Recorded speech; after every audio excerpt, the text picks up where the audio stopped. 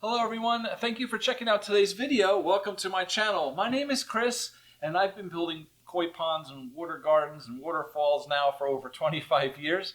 I have put together this channel to help share with you a lot of the things that I have learned over the years and hopefully help you out and teach you something or make things a little bit easier for you and just overall help you enjoy your ponds a little bit more. I've got a ton of videos here on this channel, all breaking down to different topics in the playlists here.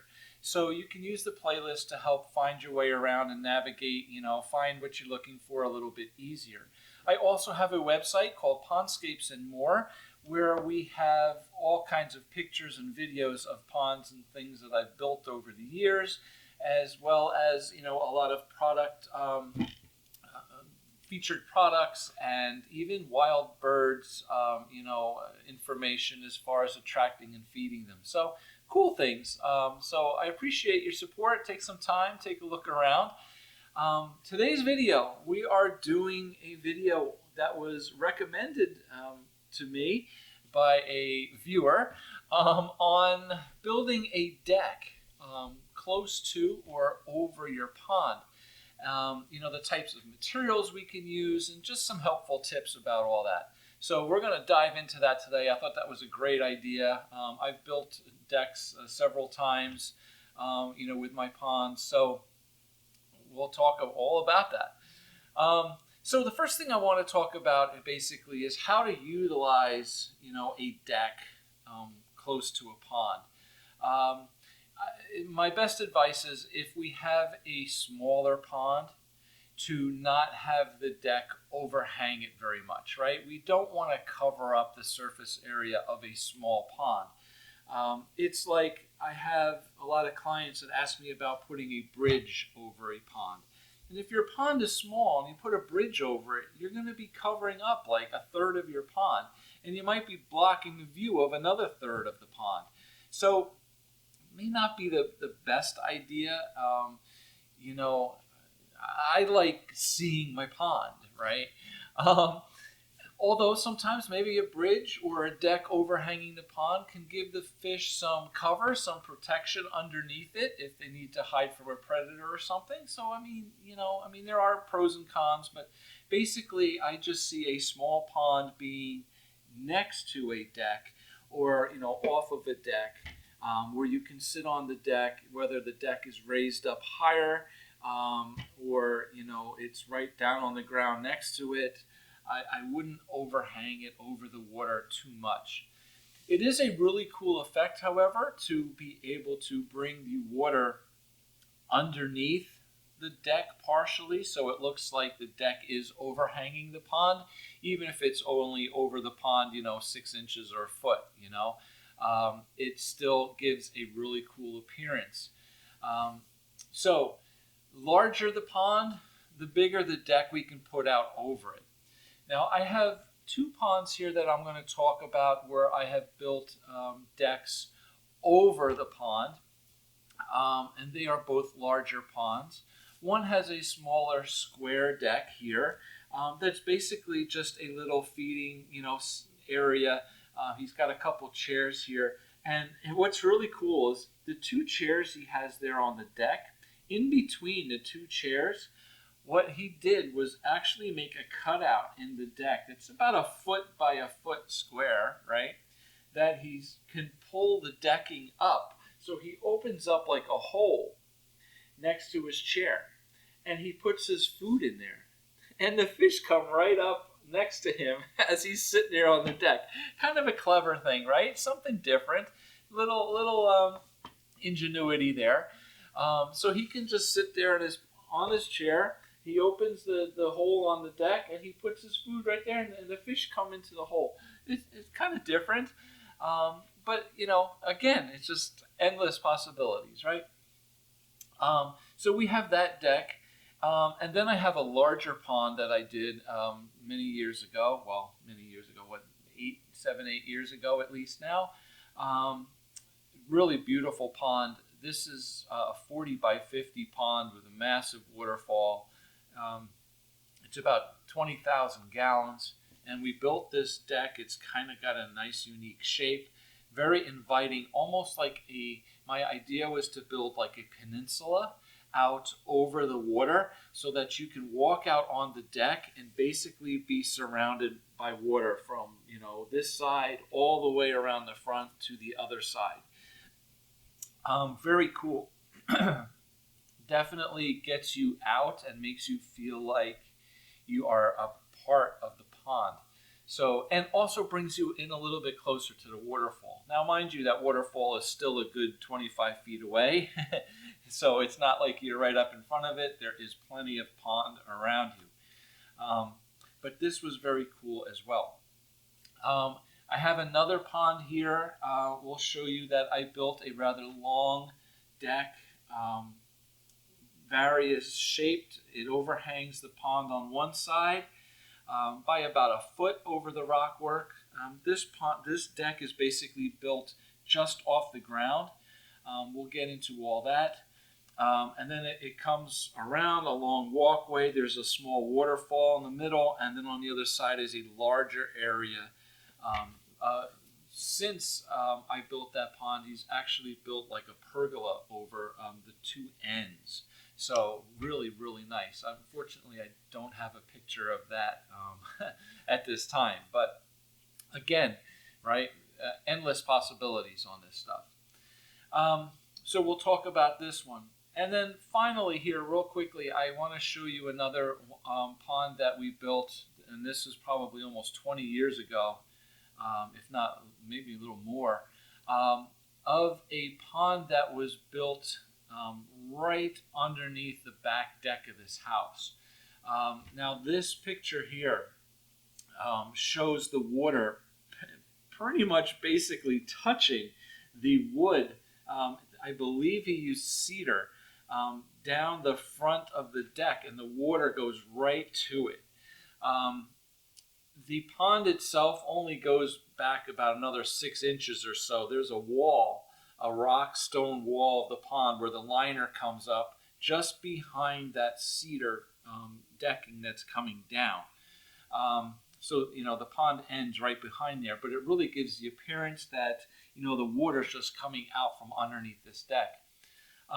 It's typically, about an inch below that cedar that's coming down off the deck. But this picture here, it looks like the water's actually touching the bottom of the cedar there. Just depends on how he fills it up. But that was a really cool looking project because he comes out of the house, stands on the deck, and we have pond. Now something just to consider, okay, I have to mention it, safety. Okay, if you have little kids or something, or guests coming to the house, you could very easily step right off this deck and fall into the pond. So sometimes maybe a nice little protective railing, even just some ropes, hanging around it might be a good idea to help keep people or kids from falling into the water. That's your own discretion on all that, but I just want to mention it. Okay, so let's get back. The two ponds that I showed you first with the decks that are overhanging the water, the small square deck and then the larger deck over the bigger pond. Basically what we did there is on the ground side of the pond, the outside of the pond, we set 4-inch cement blocks on the ground, nice and level, as a base, okay? Because we want this pond deck to go right over the water surface, right? Just above the water surface. We don't want it, 1.5 feet high. We want this decking to go just over top of the water surface, just a couple inches. So we used 4-inch solid concrete block as bases, okay, on the ground side. To build our decking out over. Again, the edge of my pond, we do have the rock work coming up. I build a shelf inside my pond, all right, that we stack all my rocks on. Then I bring the liner up behind the rock. I back it with rock and then cap it. Okay, and basically the advantage of that is my liner's not laying flat on the ground where if it rains it can wash mud and dirt and stuff through the rocks into the pond. My liner comes up, the water level is actually high, and the rock appears to come up out of the water. So we need to set our block to be, above the water level by a couple inches. So I use a laser. I have a laser that spins around, and I can have all my water levels, marked and know where everything is. When I'm setting, I use gravity-fed filter systems. I set tanks in the ground. I need to know my water level, okay, before I'm building a deck, setting a skimmer, setting my filtration system, setting all the rock work. I need to know all my water levels. So that's priority, first thing, okay? So once we know our water level, we build our rock up a little bit higher. We set our blocks as a base behind it. And then in the pond, basically what I've done is I build concrete piers. So I basically make a frame on the bottom, so in the pond where we're going to put these piers, we need to have it level. Okay, so I make a level, area in the dirt before I put my liner down, a nice level area in the dirt.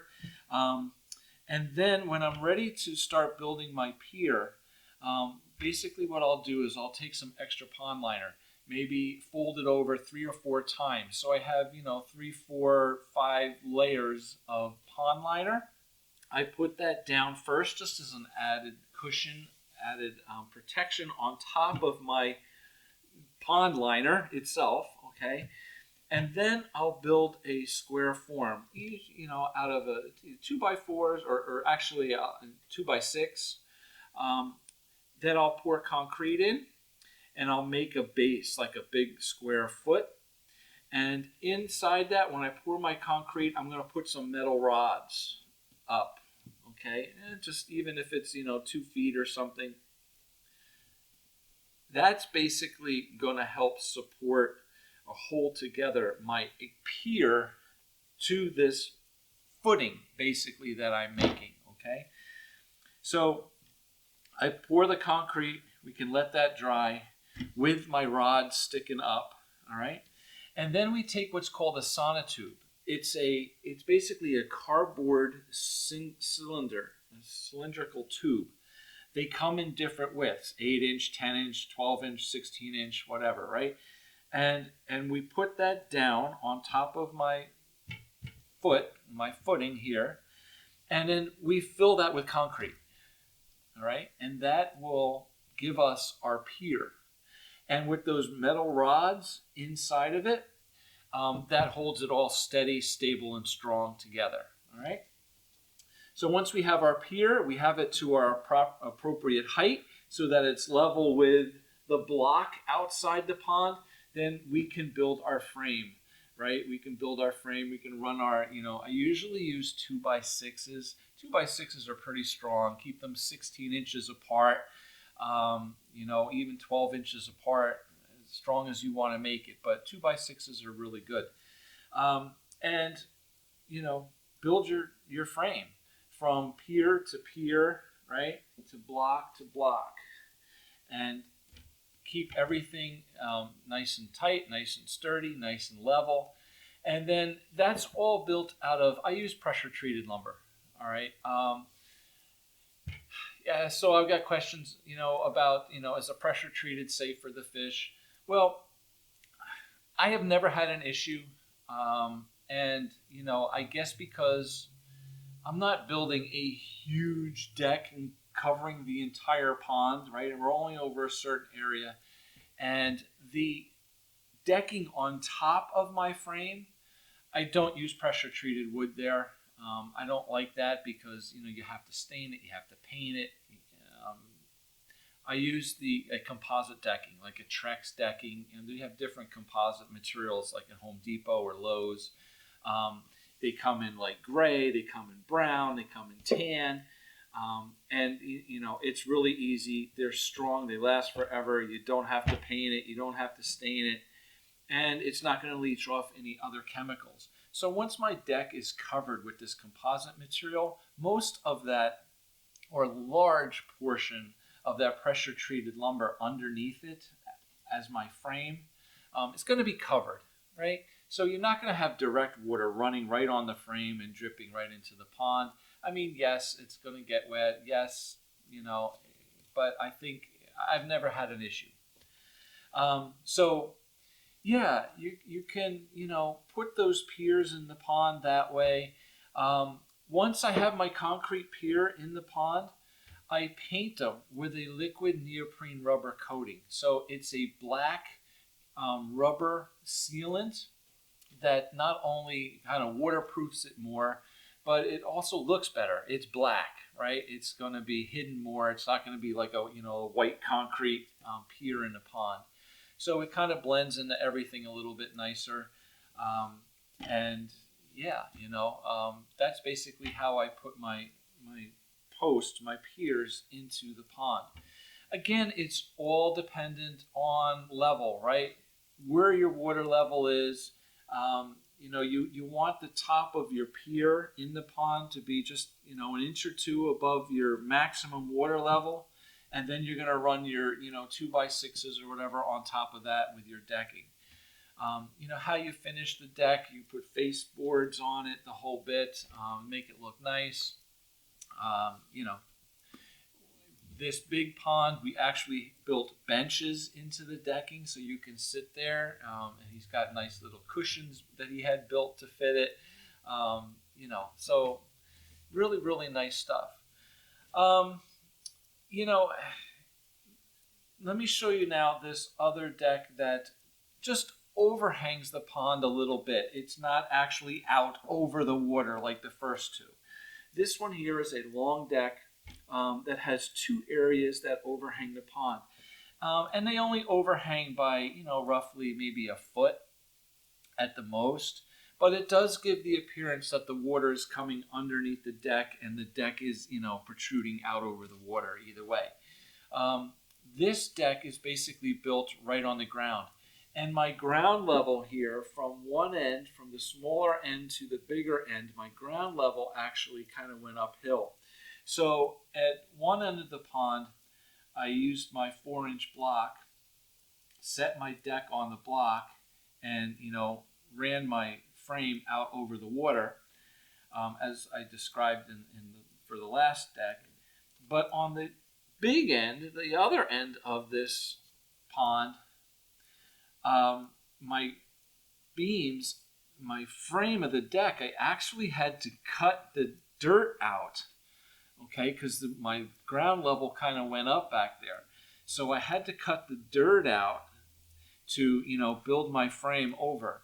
Now, also, another thing I wanted to point out. So I mentioned using 4-inch solid cement blocks as bases to put my frame on the ground, okay? We did that here on this deck too. But also what I did, once I have my frame built and it's all set level on those blocks, right? We use those 4-inch blocks periodically throughout the frame to help support and hold things nice and level. I also then dug with a post hole digger a couple holes, several holes around the frame, along the back, a couple in the middle, about 2 foot deep, where I ran a 4x6 post down along the board. So if one of my frame 2x6 is running, you know, from the back out to the front, I dug this hole, maybe like in the corner, you know, of the decking, or just put a couple around, dig this deep hole, put a 4x6 in, and bury that in the ground, and then nail the decking into that post to hold it all solid, and it's not going to move, right? So depending, like this long deck, I probably got, you know, 10, 12 holes dug in different spots, you know, where I have 4x6 posts, 2 foot in the ground with the decking nailed to it. So not only do I have my concrete block to hold it nice and level and give it a base. I have posts in the ground that the deck is nailed into to help secure it and hold it and keep it from moving or sliding or anything else. Right? It's not going anywhere. Okay. So yeah, all right.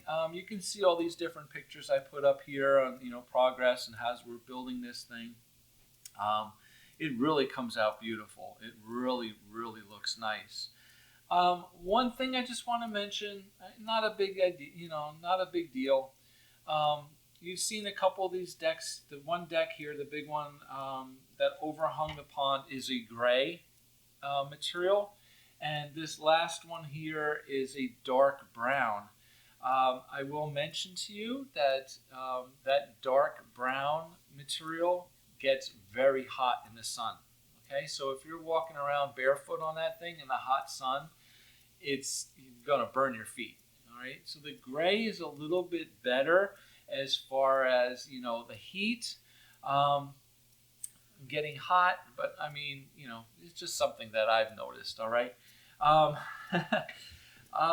Otherwise, I mean, color is just your preference. It's just your preference as to what you like. What you want to put in there. But basically, pressure treated 2x6 lumber for your frame. If you're going bigger, if you're overhanging a lot more, if you're going to be putting a lot of weight on it, then maybe you want to go 2x8 frame. That's all up to you.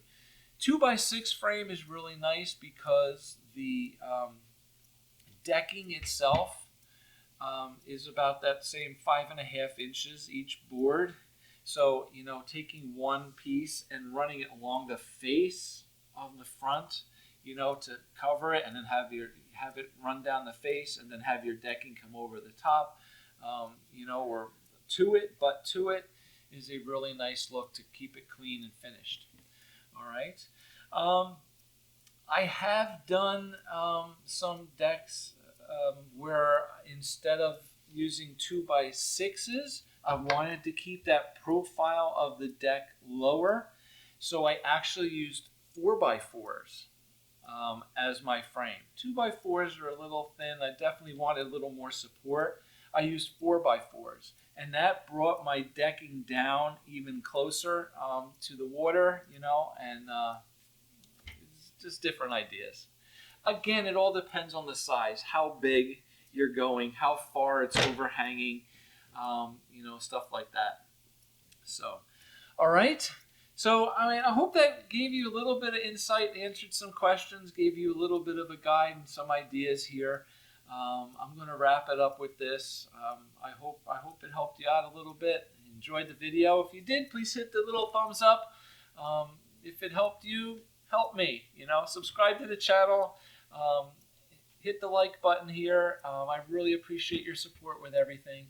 And thank you very much for watching. Hopefully we'll see you back soon with another video. So take care. Have a great day. Bye.